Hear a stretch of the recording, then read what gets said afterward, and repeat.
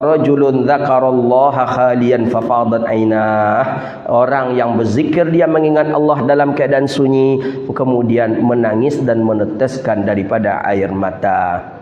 Ada orang fafadat ainah, dia kemudian dia menutup matanya, dia berzikir sampai dia menangis kepada Allah. Orang itulah orang yang dinaungi oleh Allah Subhanahu wa taala. Ini dalil suluk dalam tarekat Naqsyabandi. Kan Wahabi Salafi tanya, "Tak ada dalil orang-orang suluk tu, bid'ah," kata dia. Ini jelas ni.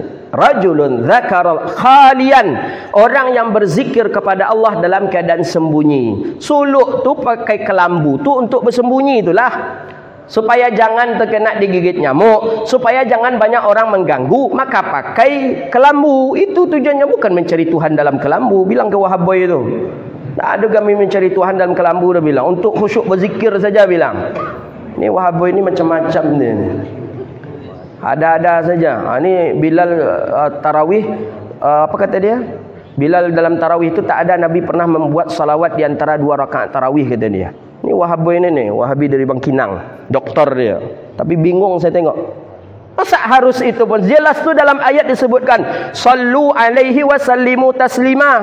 Berselawatlah kamu sebanyak-banyaknya, berselawatlah kepada Nabi sallallahu alaihi wasallam. Man shalla alayya salatan, siapa yang berselawat kepadaku 1 kali, Allah berselawat untuknya 10 kali. Jadi kata Ustaz Doktor tadi, lebih baik di antara 2 rakaat solat tu minum kopi, minum teh, kata dia.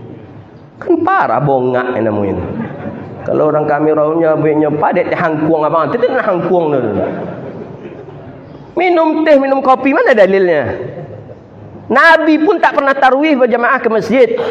Nabi tak pernah, mana hadis? Coba kedepankan hadis kalau ada satu saja Nabi tarawih berjamaah ke masjid. Tak pernah ada. Lah, enak mereka mengatakan lebih bagus minum kopi, minum teh di antara 2 rakaat salat la ilaha illallah. Itu indah kita Melayu. Kita setiap Bilal, oh luar biasa, 2 rakaat salat. Subhanal malikil ma'bud, subhanal malikil mawjud, subhanal malikil hayyil ladzi la yanamu wa la yamutu wa la yafutu abada. Kalau di rantau mendengar itu, nak nyo pulang kita.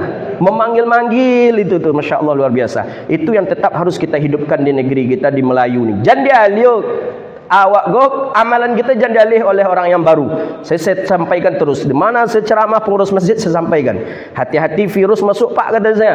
Virus ni lebih parah daripada virus corona lagi. Kalau corona masih bisa kita ini lebih parah lagi virus ini. Seluruhnya dia bid'ahkan, seluruhnya apa? Dan cikal bakal teroris itu kan dari sini dia. Itu Ustaz Sofyan itu bagus kita undang sekali itu Pak Kapolda. Yang diundang di Mabes itu Ustaz Sufyan Sauri, yang mantan teroris yang kena tangkap itu.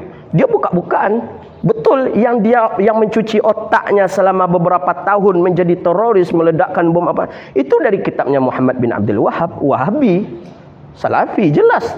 Itu satu pun tidak ada ulama Salafi, ustaz-ustaz Salafi di Indonesia yang mampu menyanggah ucapan beliau. Kita menonton videonya sampai habis tu. Didudukkan ustaz-ustaz Salafi yang tamat Madinah, doktor itu, beliau berbicara. Beliau sampaikan, kami berempat ini menjadi teroris ini disebabkan karena kitabnya Muhammad bin Abdul Wahab. Keras Pak, keras. Pejabat kita Riau ni, tokoh Riau ni ada yang mengadu ke saya. Baru disekolahkan anak ke pesantren, 6 bulan libur Ramadan. Pulang libur Ramadan, itu Pak TV itu disuruh matikan. Foto-foto ayahnya pejabat, ayahnya tokoh, foto dengan SBY, foto dengan Jokowi. Bapak, ini buang nih Pak. Ini sarang-sarang jin Pak, setan Pak.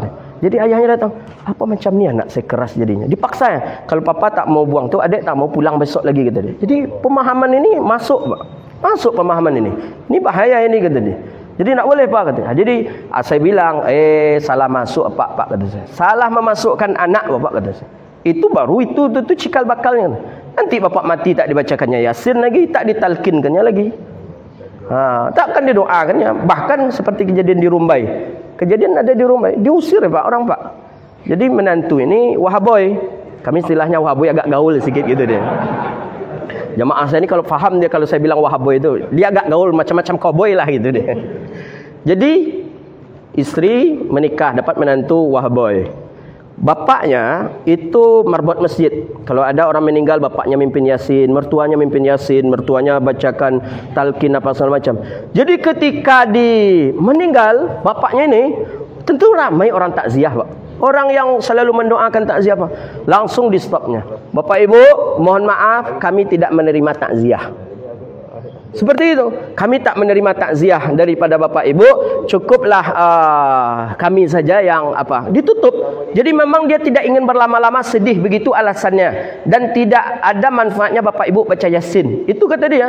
Jadi datang PRT, kata PRT, datang sebagian jemaah lah, kata dia, kasihan kita, bicara dengan istrinya, kasihan kita lihat orang tua awak bagus sekali hubungan dengan masyarakat, dia mimpin yasin kalau ada orang meninggal dunia, dia talqin itu suami awak beri pemahaman lah.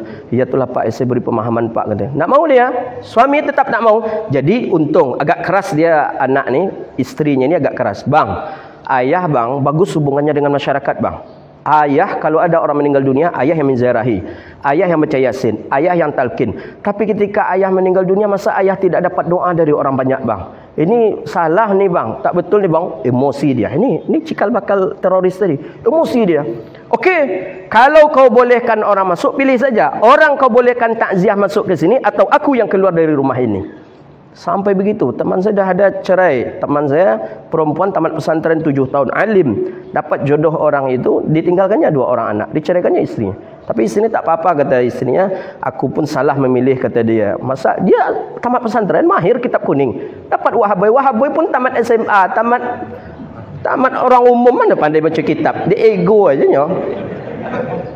Jadi walhasil, hendak pula merendahkan orang umum ni. Saya bahas kitab kuning ni, jangan tersinggung pula nanti Pak Ahmad. Saya umum saya. Kitab kuning kan apa tak pandai kan?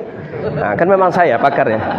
Jadi ketika yang dirumbai tadi, walhasil ego dia, teroris tadi, keluar dia dari rumah. Keluar dia dari rumah ya.